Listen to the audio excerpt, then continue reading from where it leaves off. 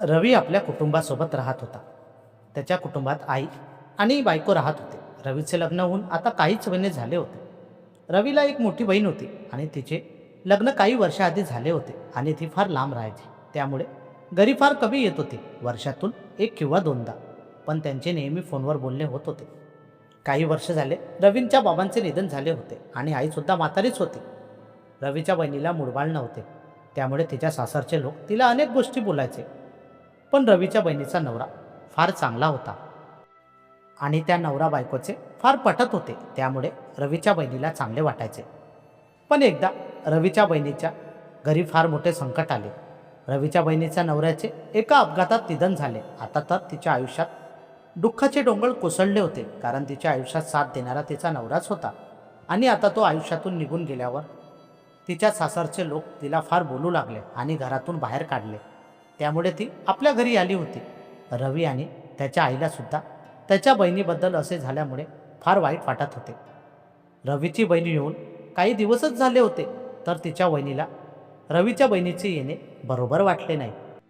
काही दिवसातच रवीच्या बहिणीचे आणि बायकोचे भांडण झाले. खरं तर रवीच्या बायकोला रवीची बहीण आलेली आवडत नव्हती, कारण ती आल्यामुळे रवीच्या बायकोला वाटते की माझे काम वाढले आहे, तसेच आता ती इथेच राहणार, त्यामुळे तिच्या डोक्यावरचा त्रास अजून जास्त वाढणार.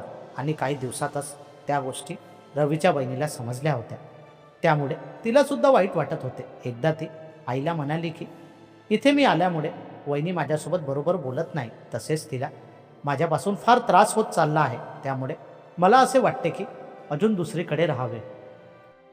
तर आई म्हणाली, कुठे राहणार तू? आता तुझे हेच घर आहे, कारण तुझ्या सासरे तुला घेणार नाही. त्या दिवशी रवीच्या आईने आपल्या मुलीला बऱ्याच गोष्टी सांगितल्या आणि मुलगा आल्यानंतर त्यालासुद्धा सर्व गोष्टी सांगितल्या. तर रवी आपल्या बहिणीला म्हणाला, तू कुठे जाऊ नको, इथेच राहा आणि तू कशाचीच काळजी करू नको. पण रवीच्या बहिणीला सुद्धा माहीत होते की रवी आपल्या बायकोसमोर जास्त बोलत नाही आणि तिचेच ऐकतो.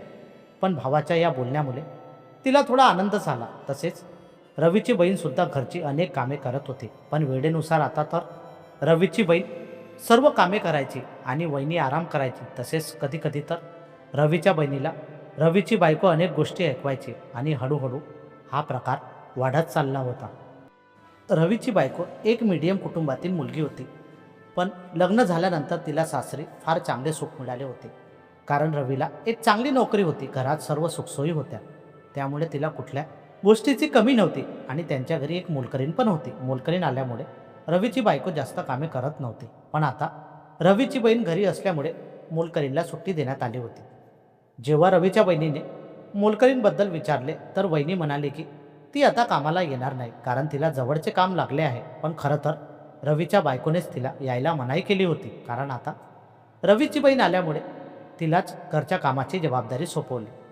आता रवीची बहीण दिवसभर काम करायची आणि नेहमी थोडी त्रासातच दिसायची, कारण तिच्या आयुष्यात बरेच संकट आले होते. पण आई नेहमी तिला समजावायची आणि रवीसुद्धा तिला अनेक गोष्टी सांगायचा, कारण रवीचे आपल्या बहिणीवर फार प्रेम होते. बहीण भावाचे नाते अगोदरपासून फार चांगले होते, कारण रवी जेव्हा लहान होता तेव्हा तिची बहीण फार मदत करायची.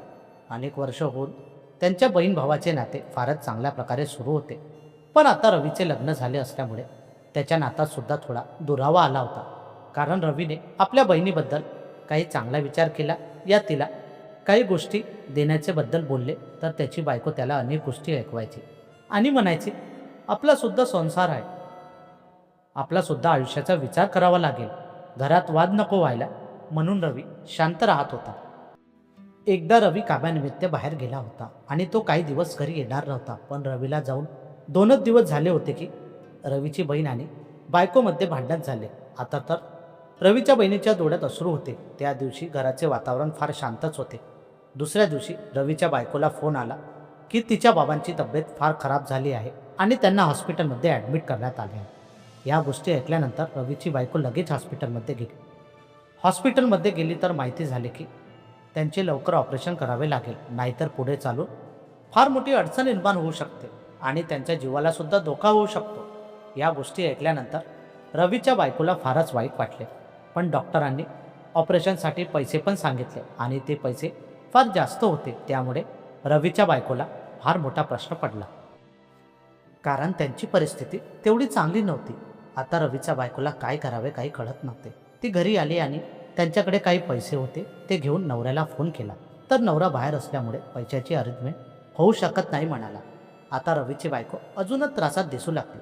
तिच्याकडे बघून रवीच्या बहिणीने तिला विचारले तर रवीच्या बायकोने सर्व गोष्टी सांगितल्या. रवीची बहीण लगेच आपल्या खोलीत गेली आणि काही पैसे तसेच दागिने घेऊन रवीच्या बायकोजवळ देऊन म्हणाली, माझ्याकडे पैसे आणि हे दागिने आहे, हे तुम्ही दागिने गहाण ठेवा आणि पैसे घेऊन लगेच बाबांचे ऑपरेशन करा, कारण त्यांचे ऑपरेशन करणे फार महत्त्वाचे आहे. या गोष्टी ऐकून रवीच्या बायकोला आश्चर्य वाटले आणि काय करावे काही कळत नव्हते. कारण आजपर्यंत ती तिच्यासोबत बरोबर बोलली नव्हती. तरीसुद्धा तिने आपले पैसे आणि दागिने रवीच्या बायकोला दिले होते. ती लगेच घेऊन हॉस्पिटलमध्ये गेली आणि रवीच्या सासऱ्याचे ऑपरेशन झाले. रवीची बायको काही दिवस तिथे राहिली. त्यानंतर रवीसुद्धा आपल्या सासऱ्यांना बघायला गेला. तेव्हा रवीची बहीण गेली होती. काही दिवसांनी रवीची बायको घरी आली आणि आपल्या चुकीबद्दल रवीच्या बहिणीला माफी मागू लागली. तसेच म्हणाली, मी कधीच तुमच्यासोबत बरोबर वागले नाही, तरीसुद्धा तुम्ही मला मदत केली. रवीची बहीण म्हणाली, आपण एकाच कुटुंबातील सदस्य आहोत, त्यामुळे या गोष्टी होणारच. पण या गोष्टी मनात ठेवल्या तर आयुष्यभर त्या मनात राहतील आणि त्याचा त्रास पण होईल. त्या दिवशी रवीच्या बहिणीच्या गोष्टी ऐकून रवीच्या बायकोला आश्चर्य वाटले आणि तिने आपल्या चुकीबद्दल माफी मागितली आणि म्हणाली, तुम्ही माझी वेळेवर दिलेली साथ मी कधीच विसरू शकत नाही आणि आज तुमच्यामुळेच माझे बाबा जिवंत आहेत. पण त्या दिवशीपासून त्या दोघी एकमेकांसोबत फार आनंदाने बोलायच्या आणि सोबत मिळून काम करायचे. तसेच आता ते अगदी मैत्रिणींसारख्या झाल्या आहेत आणि घरच्या या वातावरणामुळे रवीला तसेच रवीच्या आईला फार आनंद होत आहे. मित्रांनो, कथेला लाईक आणि चॅनलला सबस्क्राईब करायला विसरू नका. धन्यवाद.